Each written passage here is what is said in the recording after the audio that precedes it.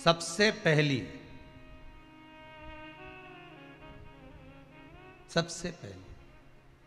हरताली का पूजन, भगवान शिव की आराधना किसने करी थी? माता पार्वती। और पार्वती जी ने किससे पूछी थी? पार्वती जी को किसने बताया था कि तुम ये पूजन करना, तुम ये स्मरण करना? हस्त नक्षत्र आए तब आप शंकर भगवान के शिवलिंग का निर्माण करना, पूजन करना, अर्चना करना, ये किसने बताया, किससे पूछा था? कौन बताएगा इसको? तो कहा जब माता पार्वती का उमा रूप में दर्शन हुआ, जब माता पार्वती उमा बनकर प्रकट हुई, तब भगवान महेश के पास में बैठकर पार्वती जी ने एक प्रश्न किया था।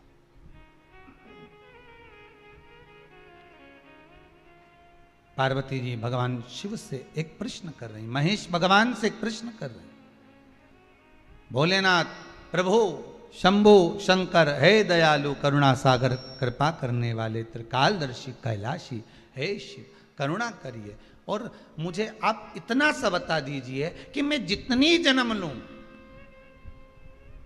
मैं इस मृत्यु लोक में जितनी बार आऊं, मैं इस भूमि पर जितनी बार जन्म लूं, अवतरण हो मेरा, जन्म हो मेरा, मैं जितनी बार प्रकट हूं इस पृथ्वी पर, आप मेरे पति बनकर मुझे मिले, उसके लिए मैं क्या कर सकती हूं? मैं क्या करूं?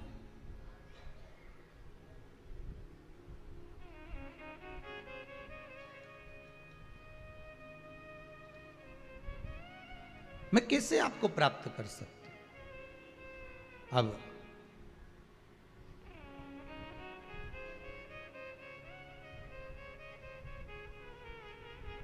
जैसे सबसे पहली करवा चौथ की पूजन किसने करी थी? बोलते जाओ जरा जल्दी। कोई आपसे प्रश्न कर लेगा कि आप हर साल करवा चौथ का पूजन करती हो, चलनी में मुंडा भी देखो है, चलनी में मुख भी देखती हो, दिया भी लगाती हो, करवा भी भरते हो, पूजन भी करते हो। तो सबसे पहली करवा चौथ की पूजन करी किसने थी? तो शास्त्र कहता है सबसे पहली करवा चौथ की पूजन माता द्रौपदी ने करी थी। किसने करवाई थी? तो कहा भगवान कृष्ण ने करवाई थी। क्यों करवाई थी? तो कहा अर्जुन द्रौपदी को छोड़कर नीलगिरी पर्वत पर तप करने चले गए थे।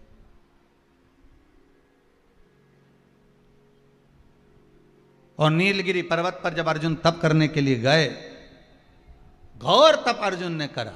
अब अर्जुन ने तप करा तो इसको द्रौपदी को कहीं से सूचना मिल गई कि दुर्योधन ने अपनी 2 अक्षौणी सेना अर्जुन को मारने के लिए भेजा।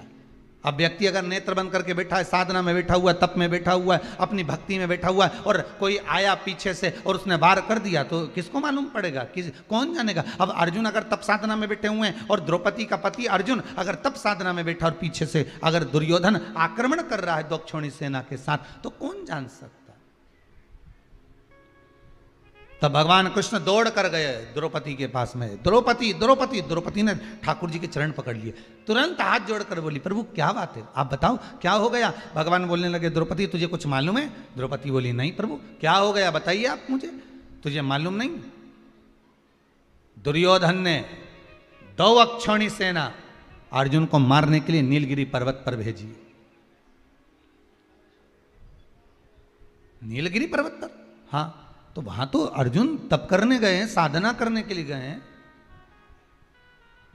वहां तो अर्जुन भगवान की भक्ति को धारण करने के लिए गए।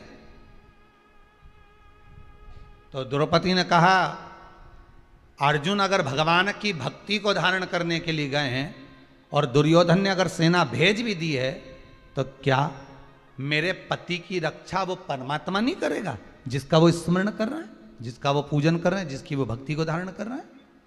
भगवान मन में सोचे वो गया तप कर रहा है, उसी चक्कर में तुम्हें तेरे पास आया, भगवान ही आया है ना दौड़ के, दूसरा कोई तो नहीं आया ना।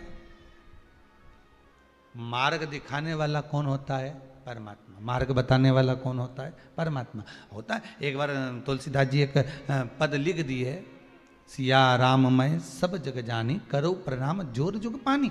जब तुलसीदास जी ने पद लिखा कि हर एक में राम समाया है, चप्पे चप्पे में डाली पशु पक्षी सब में भगवान राम समाये हैं, तो तुलसीदास जी लिखकर जा रहे थे, इतने में एक बच्चा दौड़ कर आया और आकर कहा, अरे काका उधर मत जाना, तुम लाल कलर की धोती पहने हो, उधर जाओगे सामने से एक बेल आ रहा है, एक बहुत बड़ा नंदी आ रहा है, वो तुम्हें पछाड़ देगा, मार देगा।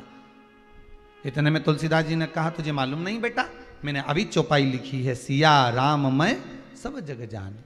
अभी मैंने चौपाई लिखी, सब में राम है, तो बेल में भी तो राम होगा, नंदी में भी तो राम होगा, वो मुझे नहीं मारेगा। तुलसीदास जी आगे बढ़े, बेल ने सींग से उठाया, तुलसीदास को पटक दिया। और बाबा तुलसीदास जी को जैसे ही पटका, तुलसीदास जी दौड़कर गए, सीधे पहुंचे गंगा के घाट पर, कलम उठाई, जो चौपाई लिखी थी उसको काटने लगे। इतने में हनुमान जी महाराज आकर खड़े हो गए, काट मत देना, रामायण की चौपाई एक मत काट देना, बिल्कुल मत काटना। तो तुलसीदास जी ने लिखा, बोला, मैंने चौपाई लिखी थी, सिया राम मैं सब जग जानी, करो प्रणाम जोर जुग पानी, सब में मैंने राम देखा, तो फिर बेल ने मुझे क्यों मारा? हनुमान जी बोले, तुमने सब में राम देखा, बेल में भी राम देखा, नंदी में भी राम देखा, तो उस बच्चे में राम क्यों नहीं देखा जो तुम्हें बताने आया था कि उधर मत जाना? वो बोलने तो आया था ना तुम्हारे पास में कि उधर मत जाओ। भगवान अपना असली रूप रखकर कभी तुम्हारे सामने नहीं आता। अगर भगवान असली रूप रखकर आ जाए, चार हाथ लगाकर, सुदर्शन चक्र लेकर, त्रिशूल लेकर भगवान तुम्हारे पास में आ जाए और आकर तुरंत तुम्हारे सामने खड़ा हो जाए, तो तुम तो सोचोगे कहीं नाटक वाला आ गया, 10 रुपये निकाल के पर्स में से लाओगी और तुरंत दे दोगी, ए बाबा लो 10 रुपये लो, चलो यहाँ से बढ़ो। तो भगवान कभी ऐसा रूप रख कर, असली स्वरूप में तो भगवान आता ही नहीं है। भगवान तो आपका कोई अपना बनकर, कोई रिश्तेदार बनकर, जब तुम्हारा कोई काम अटका हुआ है और वो काम तुम्हारा तुरंत हो गया, किसी के माध्यम से हो गया, तो उसको धन्यवाद देना परमात्मा को कि तू रूप रखकर आ गया, तूने स्वरूप बदल लिया, आज कार्य को सफल कर।